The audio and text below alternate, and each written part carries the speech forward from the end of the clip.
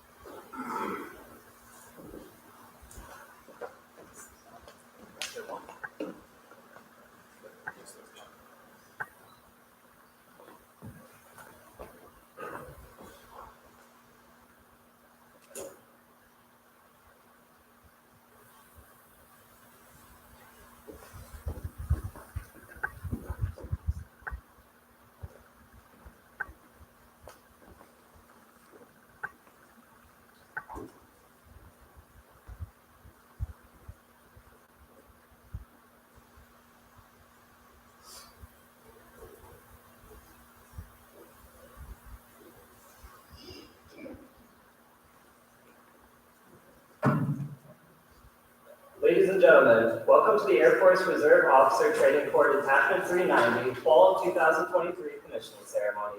I am Cadet Walsh, and it is my pleasure to serve as your narrator for this exciting occasion. At this time, please rise for the arrival of the official party and remain standing for the playing of our national anthem.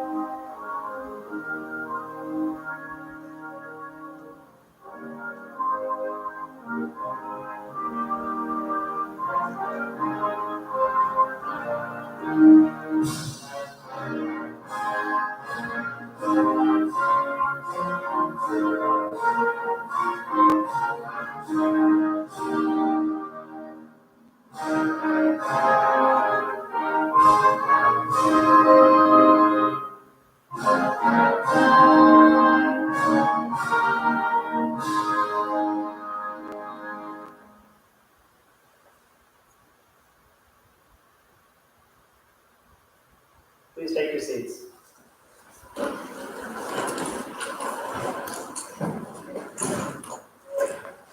I would now like to introduce our guest speaker, Major John C. Wilkinson, Air Force National Guard. Major Wilkinson entered the Air Force through OTS in 2009. After OTS, Major Wilkinson completed the Security Forces Officer Training Course in 2010 and went on to lead Security Forces squadrons in Ohio and Qatar, and was an anti-terrorism officer in Afghanistan. Major Wilkinson was a cadre member at the Air Force ROTC Detachment 390 from 2019 to 2022.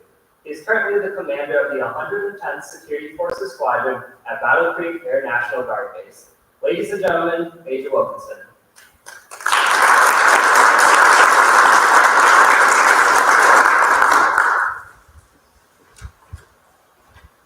Thank you. Good morning.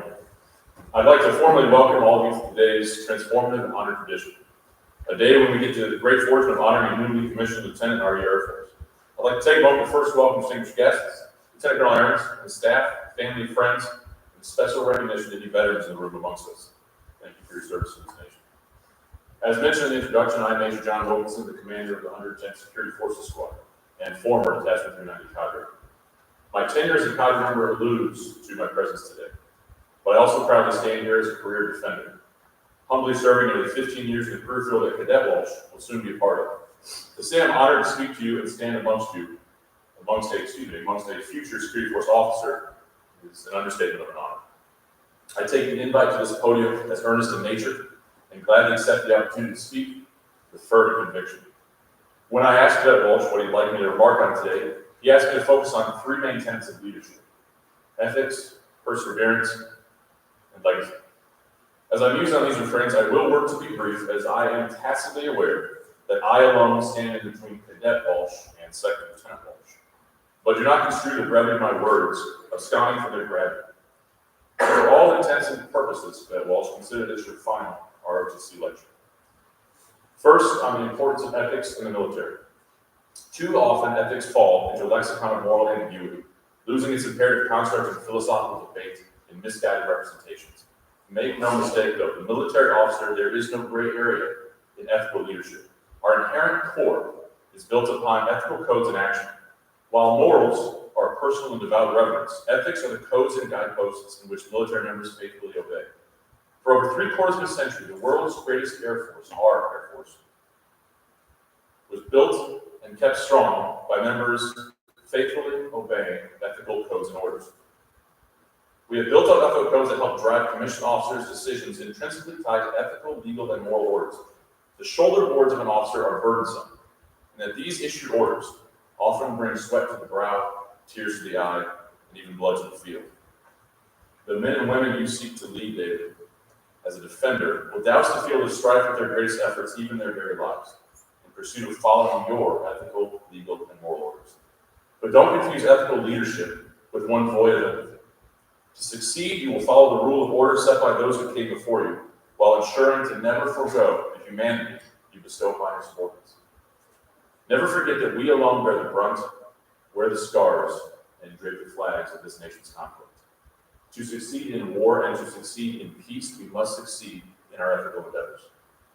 To truly shape yourself as a leader of good ethical, legal, and moral character, one must focus on consistent grit or perseverance that shadows an honorable warrior. Perseverance isn't always at the forefront of grandeur, rather it's the key ingredient to allow for excellence in all we do. Even in this, many fall prey to the fallacy of triumph in great, bold actions. Perseverance may be highlighted in bold moves, but it is nurtured and bred in the 0-400 wake-ups, the rough marches through tired treads of your fellow airmen, and the bureaucratic intricacies of a large system. It is the ones who continue to strive through all days, not just the high-marked ones of glory, that truly persevere and lead their teams to victory. The greatest lesson I can impart on perseverance to you is the grit of the mind above all else. To be the officer that never falls under pressure, he or she must adjust fire and re-engage. Never, even a step backwards is part of an intricate dance to victory.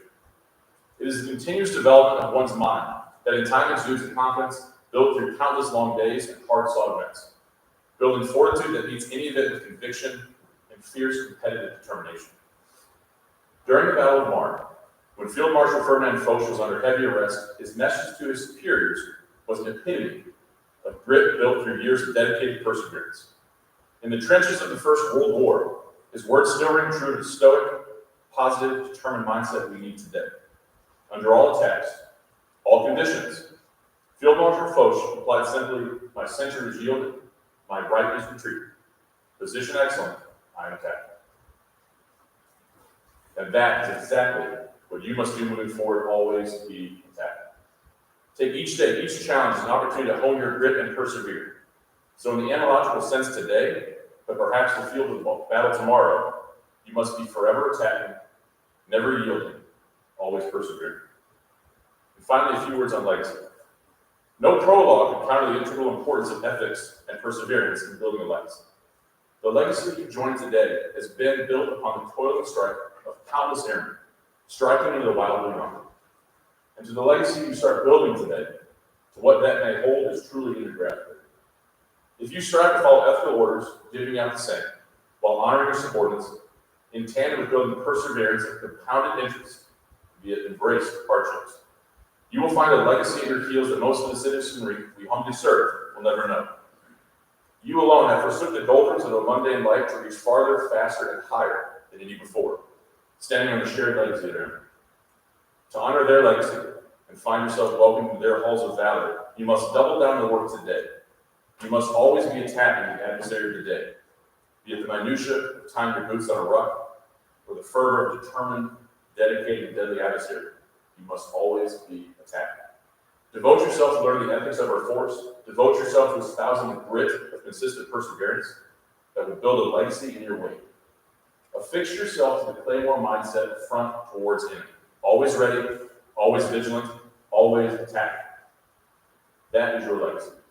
To be fierce, to be calculated, to be ever a master of your craft, to be the epitome of the security force's Latin banner of defense or fortress, strong defender.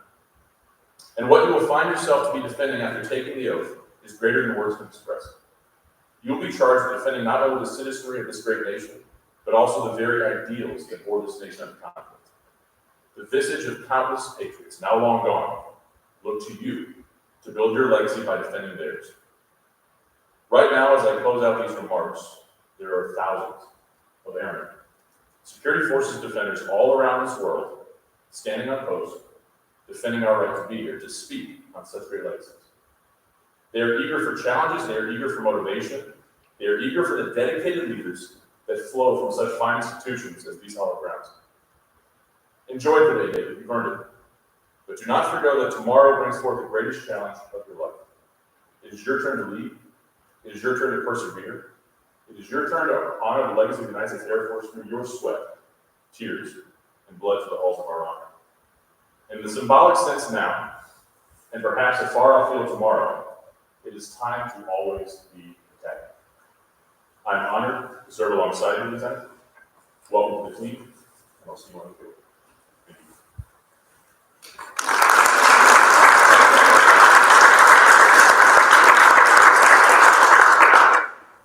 Thank you, Major Wilkinson. On June 1st, 1789, during the first session of the First Congress, the first law of our nation was passed. The law regulated the time and manner of administering certain oaths pertaining to election or appointment to an office, civilian or military, in the government of the United States. Although the wording of the oath has changed since its inception, the core themes of patriotism, valor, fidelity, and leadership have withstood the test of time. Thus, the oath which you will witness here today is more than mere pageantry. It provides our commissionee with a foundation of leadership upon which they will build their service. During the ceremony, you will witness the following: the introduction of the commissionee and the publishing of the promotion order. After the promotion order is published, designated family members and friends will come forward to pin on the second lieutenant ranks. Major Wilkinson will then perform the oath of office and present the lieutenant with the commissioning certificate and an airman's coin. The new lieutenant will then receive their first salute from the enlisted military member and provide their remarks. The cadet to be commissioned this morning is Cadet David M. Walsh. Cadet Walsh has graduated with a degree in political science from the University of Michigan. Upon commissioning, Walsh will go on to become a security forces officer. Cadet Walsh will be commissioned by Major Wilkinson. Please note that when the promotion order is read and the oath is given, everyone should rise and those in uniform should come to the position of attention. Attention to orders.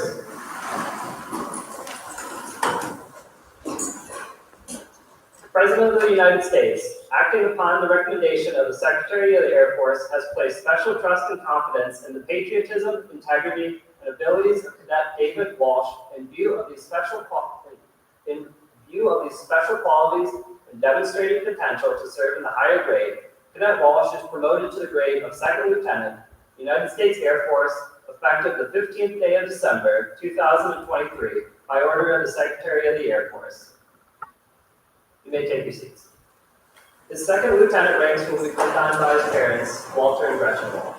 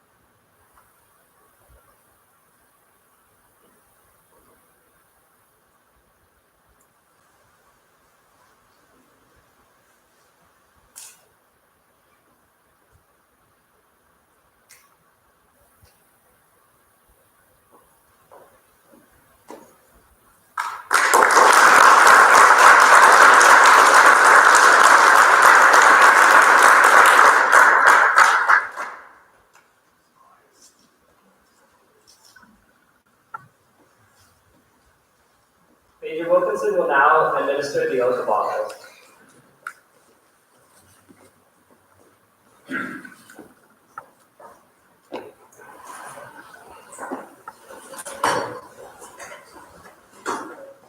Raise your right hand and repeat after me. I state your name. I, David Martin Walsh, Do solemnly swear. do solemnly swear, Being appointed to the Second Lieutenant of the United States Air Force. being appointed the Second Lieutenant of the United States Air Force, That I will support and defend that I will support and defend the Constitution of the United States. the Constitution of the United States Against all enemies, foreign and domestic. against all enemies, foreign and domestic, That I will bear true faith and allegiance to the same. that I bear true faith and allegiance to the same, That I take this obligation freely, that I take this obligation freely without any mental reservation without any mental reservation or purpose of evasion. or purpose of evasion, And that I will well and faithfully and that I will well and faithfully discharge the duties discharge the duties of the office on which I'm about to enter. of the office on which I'm about to enter. So help me God. So help me God. Congratulations.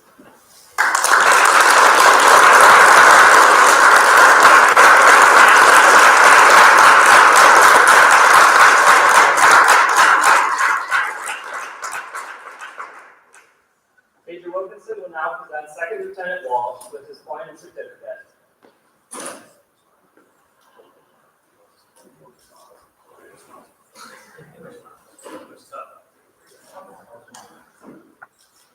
Oh, one is not, okay, one is not. Okay.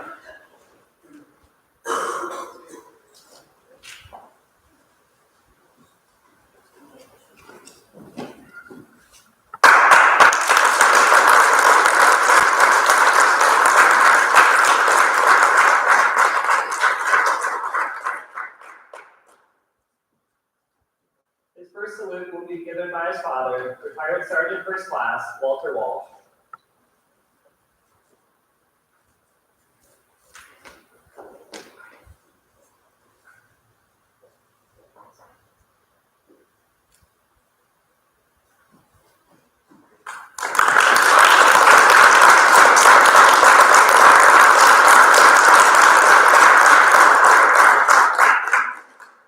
Ladies and gentlemen, may I present to you Second Lieutenant David Walsh.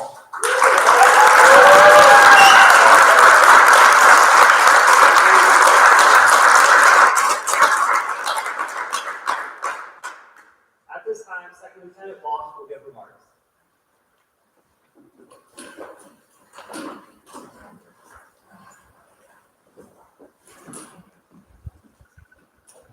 Thank you.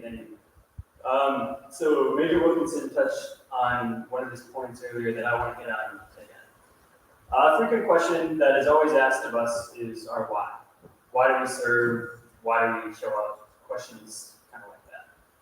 For me, the answer is legacy. I'm surrounded by various forms of brilliance, and I'm eternally grateful for the opportunities that have been given to me.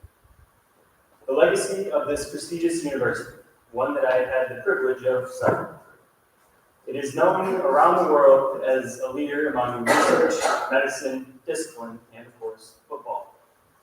This is the legacy of the University of Michigan. This detachment, whose members and cadre have not only made me a better leader, but a better person. I joined a cohort of alumni from Detachment 390, whose officers have done everything from combat missions, serving in the Pentagon, and commanding Apollo missions to space, dedicating their lives to the service of this country. Within this detachment, I've had the privilege of instructors that serve in a variety of career fields, everything from aviators, admin, cyber, acquisitions, nuclear, and a defender, as well as by the best instructor I ever had, a plumber from Ohio. This is the legacy of Detachment 390. The U.S. Air Force, whose traditions are rooted deep. This year is the 50th anniversary of an all-volunteer force. Those of us wearing the uniform have chosen to be here, and we must continue to make that choice every day. This is also the 75th year of an integrated force, making it possible to learn and serve with people from a variety of different backgrounds and personalities, with instructors whose lessons help create a future for the Air Force and military that's better than today's, striving to innovate the dominant force that is known worldwide. This is the legacy of the U.S. Air Force. And most importantly, my family. My grandfathers, my uncles, my cousins, serving from the Vietnam War all the way up until today, aiding in almost every major conflict in between, giving me amazing examples to look toward as I enter my military service. My grandmothers, who, despite whatever arguments are made, are still the two scariest people in the room today, holding me to standards that I only dreamed I could achieve. My brothers, whose constant torment growing up has given me the strength to keep calm and collected, allowing me to make better decisions under pressure. My mother, whose fierce compassion and love has taught me that there is so much more to being a good person than just doing the right things, but doing it in a manner that I can look in the mirror and be proud of my actions. And my father, whose military career has had more achievements than I could ever hope to replicate, ranging from environmental work, cyber communication networks, and aiding foreign countries to help them evolve their military strength to be better allies with the United States. This is the legacy of my family. Legacies surround us all. I'm hopeful that one day I will be able to look back on my own path, having left behind my own legacy. One that others can look to, and one that I can be proud of. I'm excited to add to these legacies, challenging myself and others to make good on the names of those who came before us. Thank you all for supporting me on this journey, as it has not been easy. I remember my time here with great fondness, yet I am eager to begin the next chapter of my life with the amazing memories that you all have given me. Alongside my friends, these have been the best years of my life, and I could not have done this without you all. I am your legacy. Thank you, and go Blue.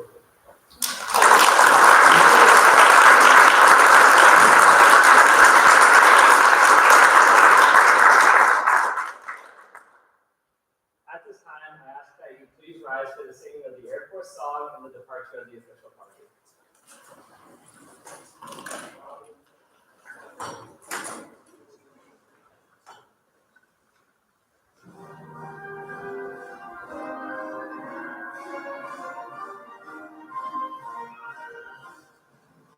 We go into the wild blue yonder, fly behind into the sun.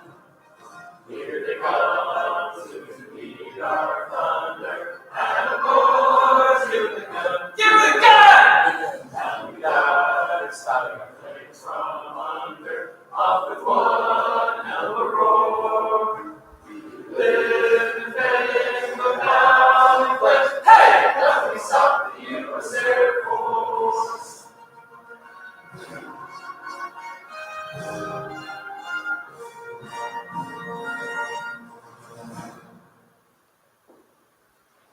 Ladies and gentlemen, that concludes today's ceremony. We invite you to stay and enjoy food and drinks and take pictures. Aim high and forever go blue.